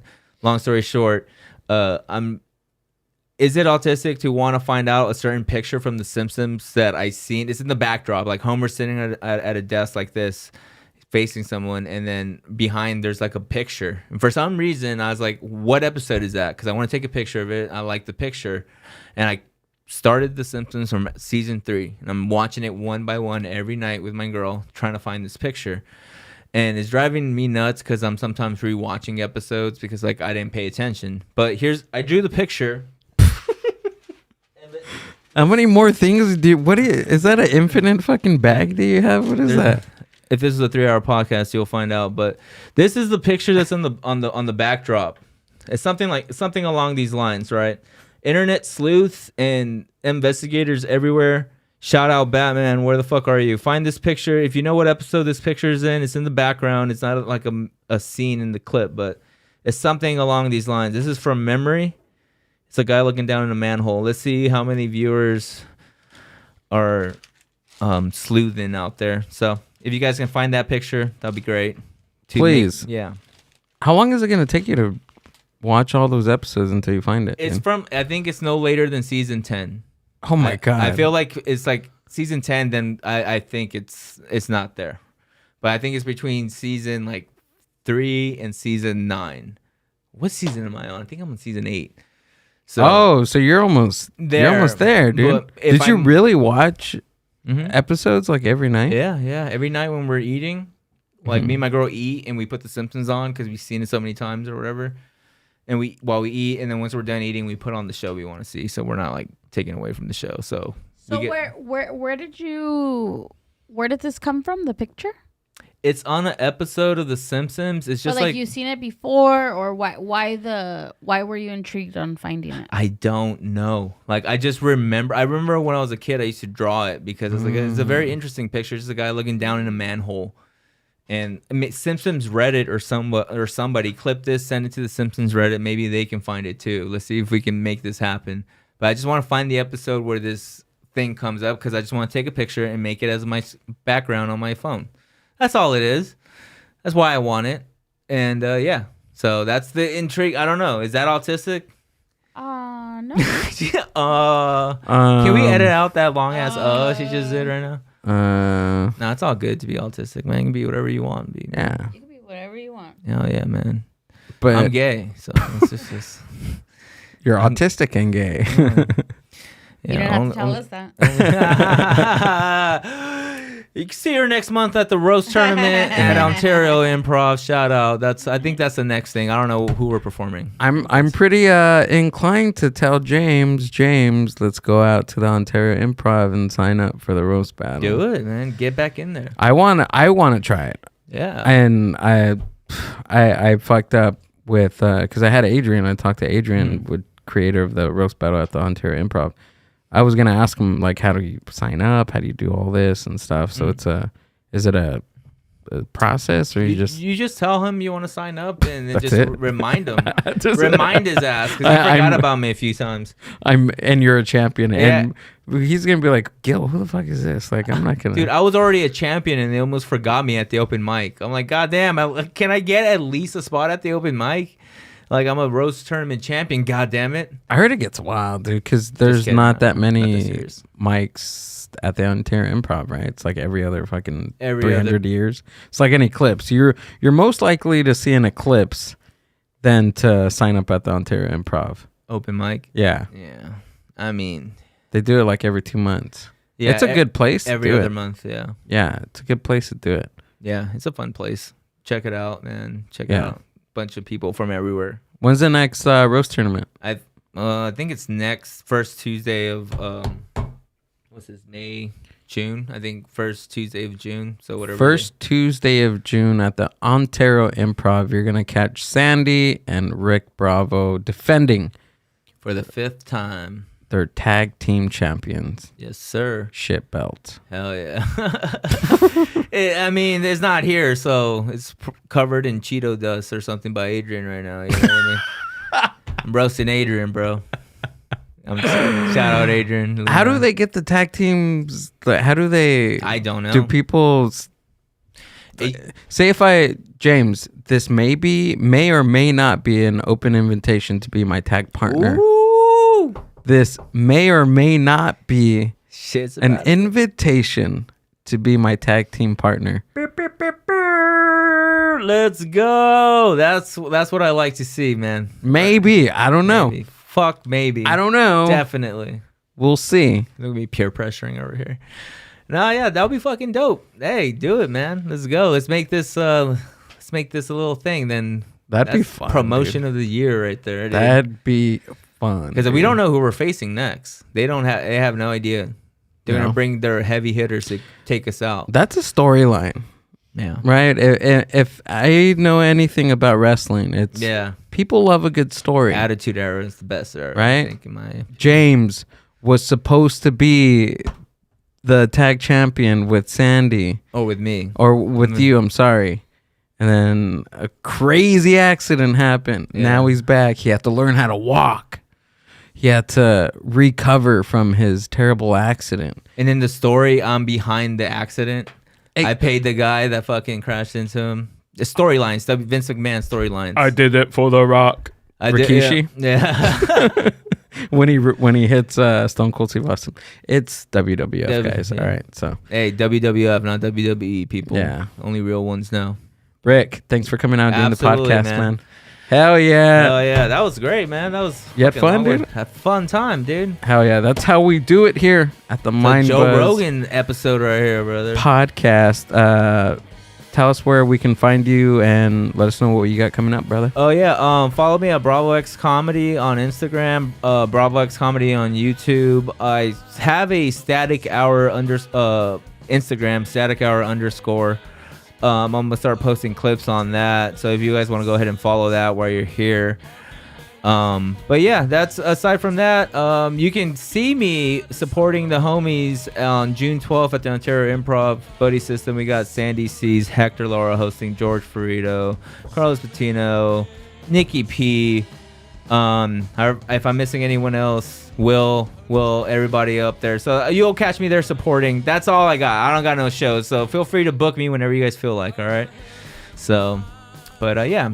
Thank you for having me, man. Cool, man. Of course, dude. We gotta have you back again. This was fucking awesome. Oh yeah. Dude. All Rick's links are gonna be down in the show description if you're listening to this on Spotify. If you haven't noticed already, we are slowly transitioning to YouTube to be an YouTube only channel. However, I thought you were already transitioned. we have. No, into a woman. Oh! First Tuesday of June, you can see Amber. Sorry, I'm Tag sorry. team. You two, you find a partner, Amber, and then you go against James, and then you guys might be worthy of me and Sandy. That's the new storyline. Let's go. Oh, there we go. There we go. I run over James. Oh god, yeah. The audience is like, I've seen this shit before. It's been done. I'm sorry I interrupted you. If you haven't noticed, all the new episodes are on YouTube. You will get the episodes later on Apple Podcast, all the audio. So that's it. See you guys. Hold on, wait, don't cut it. James Jablonski is going to be hosting this week's open mic. He may or may not be my tag team. My tag team. Now with that kind of delivery, you're not better. Yeah, I know. I messed it up. James owns quality. I may or may not run him over with my car. Yeah, I may or may not be. Oh, this is a good one. All right, guys, I gotta get out of here. All right, guys. All right, see ya. Peace out.